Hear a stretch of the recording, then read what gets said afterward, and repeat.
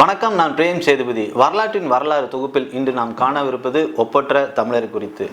கப்பலோட்டிய தமிழன் என்று அழைக்கப்படும் வ.உ. சிதம்பரனார் குறித்து ஒரு சிறிய தொகுப்பு. இன்றைய தூத்துக்குடி மாவட்டத்தில் 1752 வருடம் உலகநாதன் பிள்ளை அவர்களுக்கும் பார்வதி அம்மாளுக்கும் மகனாக பிறக்கின்றார். இன்னைக்கு நாமெல்லாம் சொல்றோம் எவ்வளவோ கஷ்டங்கள் அனுபவிக்கிறோம்னு. ஆனா அன்றைய காலத்தில் ஆங்கிலேயர்கள் நம்மளை ஆட்சி செய்துட்டு கொண்டிருக்கும் பொழுது மிகப்பெரிய செல்வந்தர் குடும்பத்தில் பிறந்திருந்தாலும் இந்திய தேசத்திற்காகவும் தமிழ் மீது கொண்ட பற்றுக்காக ஐயா சிதம்பரனார் பற்ற கஷ்டங்கள் கொஞ்ச நஞ்சம் இல்ல. ஒரு சிறிய வரலாறை அவரது பார்வையில் நாம் காண்போம். Born with silver spoon golden spoon சொல்றாங்க. அப்பேற்பட்ட செல்வந்தர் குடும்பத்தில் பிறந்த இவரு திண்ணை வழி பள்ளிகள் தான் இருந்துச்சு. திண்ணை வழி பள்ளிகளில் படிச்சு பின்பு வழக்கறிஞராக படிப்பை முடித்து திருச்சியிலிருந்து பாரிஸ்டர் பட்டம் பெற்று திரும்ப தன்னுடைய சொந்த மாவட்டமான தூத்துக்குடிக்கே வந்து வழக்கறிஞராக பணிபுரிகிறார்.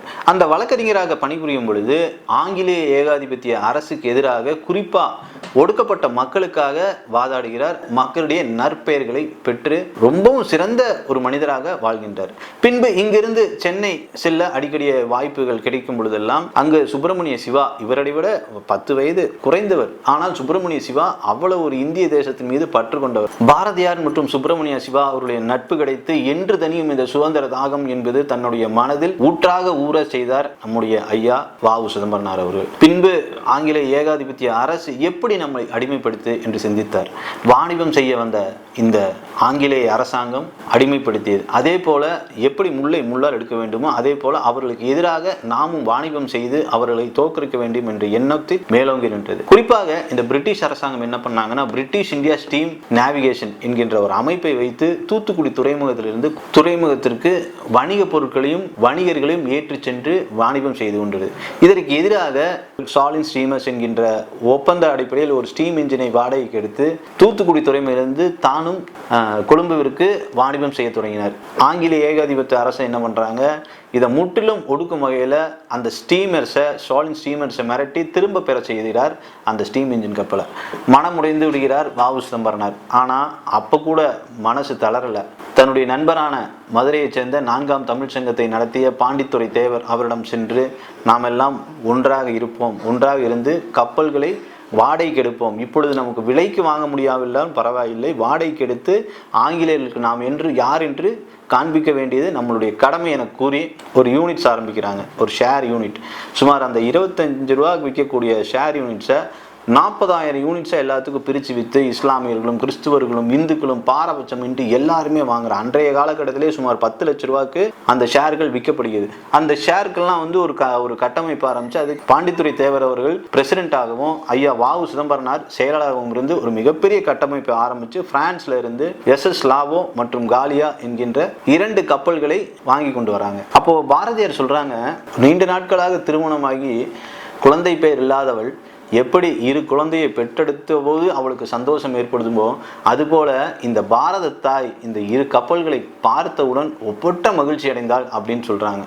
பின்னால இங்க இருக்கக்கூடிய அத்தனை தமிழர்களும் தேசியவாதிகளும் ஐயாவுடைய கப்பலில் பயணித்து அந்த கப்பலுக்கு வருமானத்தை ஈட்டி கொடுக்குறாங்க. இதை பொறுத்துக்காத ஆங்கிலேய அரசாங்கம் என்ன பண்ணுறாங்க, பொய்களையும் புரட்டுகளையும் பேசி இந்த கப்பல்களை தடை செய்ய வேண்டும் என்று வழக்கிட்டு அந்த கப்பல்களை பறிமுதல் செய்ய ஆணையிடுறாங்க. அதே போல நீதித்துறையும் ஆங்கிலேய நீதித்துறையும் இந்த 2 கப்பல்களையும் சிறைபிடித்து இந்த வ.உ. சிதம்பரனார் மற்றும் சுப்பிரமணிய சிவா அவர்களை கைது செய்கிறாங்க. சுப்பிரமணிய சிவா அவர்களையும் வ.உ. சிதம்பரனார் அவர்களையும் விசாரிக்கின்ற பென்னி என்கின்ற ஒரு நீதிபதி சொல்றாரு, ஆம், இவர்கள் 2 பேருமே கைது செய்யப்பட வேண்டியது. ஏனென்று கேட்டால் சுப்பிரமணிய சிவா அவர்களின் பாடல் வரிகளும் வ.உ. சிதம்பரனாரின் கொள்கை பிடிப்பிலும் கேட்கக்கூடிய ஒவ்வொருவரும் ஆம், ஆங்கிலேய ஏகாதிபத்திய அரசை எதிர்த்து நாம் சுதந்திர காற்றை சுவாசிக்க வேண்டும் என்ற நிலைக்கு வந்து விடுவார்கள். அதனால் இவர்கள் வெளியில் இருப்பது இந்த ஆங்கிலேய அரசாங்கத்திற்கு மிகவும் தீமையை விளைவிக்கும் என கூறி 40 ஆண்டு காலம் தண்டனை கொடுக்கிறாங்க. இந்த தண்டனையானது இந்தியா முழுவதும் பேசப்படுகிறது. என்னடா,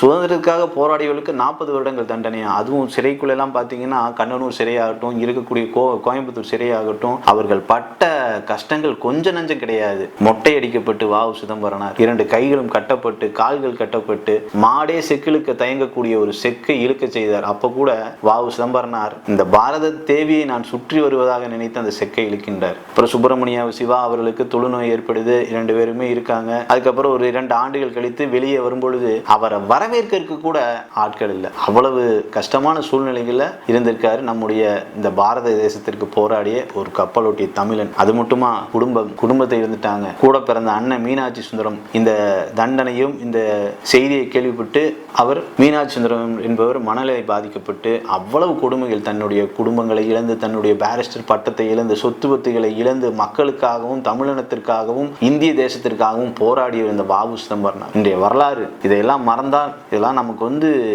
எப்படி நாம் இதெல்லாம் ஜீரணிக்க முடியும்? அது மட்டுமா, இன்னைக்கு நாமெல்லாம் சொல்றோம் வாரத்துக்கு ஒரு நாள் லீவ் வேணும், வீக் ஆஃப் வேணும்ட்டு. 8 மணி நேரம் தான் ஒரு மனிதன் உழைக்க வேண்டும். அன்னைக்கே தொழிற்சங்கம் இல்லாத காலத்திலேயே வாவு சிதம்பரனார் சொல்றாங்க, ஆங்கில ஏகாதிபத்திய அரசுக்கு எதிராக மக்கள் எல்லாரும் ஒன்று திரண்டு நாமெல்லாம் 8 மணி நேரம் தான் வேலை செய்யணும், அதற்கு மேல் வேலை செய்யக்கூடாது, உன்னுடைய உழைப்புக்கு நீ ஏற்ற ஊதியம் பெற வேண்டும், அப்படி என்று இல்லை என்றால் நீங்க அவர்களுக்கு எதிராக நாம் ஆர்ப்பாட்டத்தை நடத்த வேண்டும், போராட்டத்தை நடத்த வேண்டும் என போராட்டம் நடத்தி ஆங்கில ஏகாதிபத்திய அரசை மண்டியிட வைத்தவர் இந்த கப்பலோட்டி தமிழன். இந்த பூமியில் கடல் இருக்கும் வரை அவருடைய வரலாறு நிலைத்திருக்கும் என்பதில் எந்த விதமான ஐயமும் இல்லை.